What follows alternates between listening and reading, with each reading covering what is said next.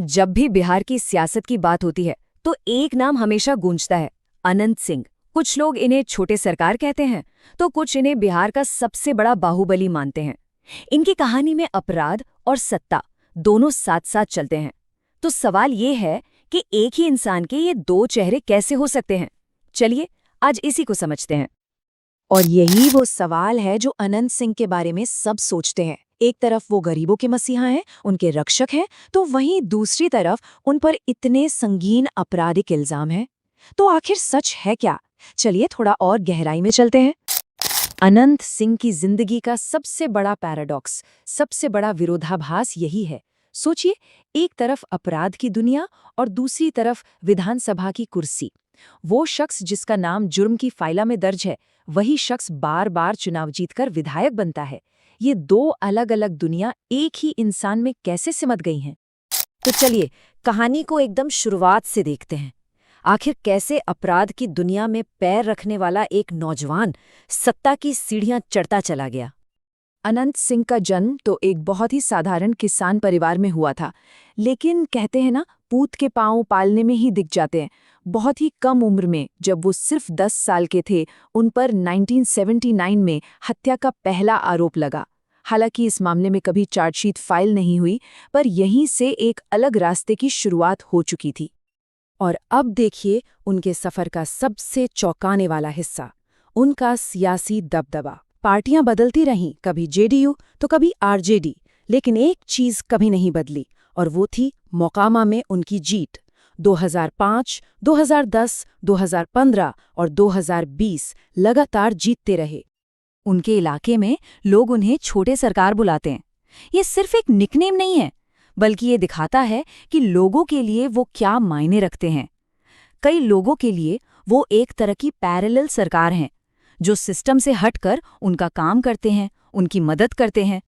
अब जरा आंकड़ों पर नजर डालते हैं, क्योंकि नंबर्स झूठ नहीं बोलते, और ये आंकड़े उनकी शख्सियत के दोनों पहलुओं को और भी साफ कर देंगे, पैसा और अपराध। 2025 तक अनंत सिंह पर कुल 54 क्रिमिनल केस दर्ज हैं। इनमें से 46 पुराने आईपीसी कानून के तहत हैं और 8 नए भारतीय न्याय संहिता यानी बीएनएस के तहत।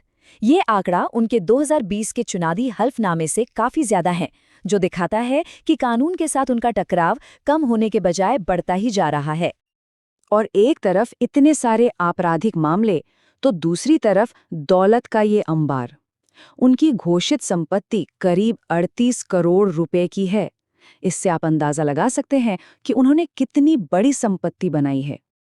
उनकी संपत्ति में सिर्फ पैसे ही नहीं, बल्कि 3 लग्जरी गाड़ियां, घोड़े और गायें भी शामिल हैं। ये सब मिलकर उनकी एक दबंग और बाहुबली वाली इमेज को और पुख्ता करते हैं। वैसे तो उन पर कई इल्जाम लगे, लेकिन 2018 में तो एक ऐसी घटना हुई जिसने सबको चौंका दिया। AK-47 जैसे खतरनाक हथियार के साथ उनका एक वीडियो वायरल हो गया, और इसी मामले में उन्हें आर्म्स एक्ट के तहत सजा हुई और जेल भी जाना पड़ा। लेकिन जाहिर है हर कोई उनका समर्थक नहीं है। सोशल मीडिया पर लोग खुलकर लिखते हैं कि अगर अनंत सिंह जीत गया तो ये पूरे बिहार के लिए शर्म की बात होगी।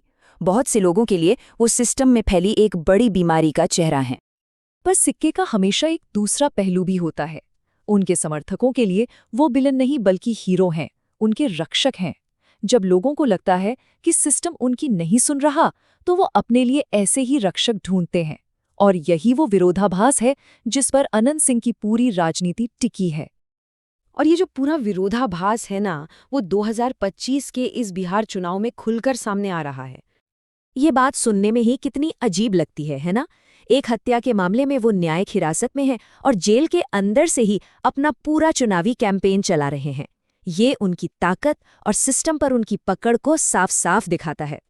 और यहीं पर राजनीति का एक और रंग देखने को मिलता है। एक तरफ प्रधानमंत्री मोदी मंच से कहते हैं कि बच्चों को डॉक्टर बनाओ, रंगदार नहीं, और दूसरी तरफ ज़मीनी हकीकत ये है कि उन्हीं का गठबंधन मोकामा में अनंत सिंह जैसे उम्मीदवार को टिकट देता है। लेकिन उनकी लोकप्रियता को भी कम नहीं आंका जा सकता। याद रखिए, 2020 के चुनाव में उन्होंने 35,000 से भी ज्यादा वोटों के बड़े अंतर से जीत हासिल की थी। ये उनकी जमीनी पकड़ का पक्का सबूत है।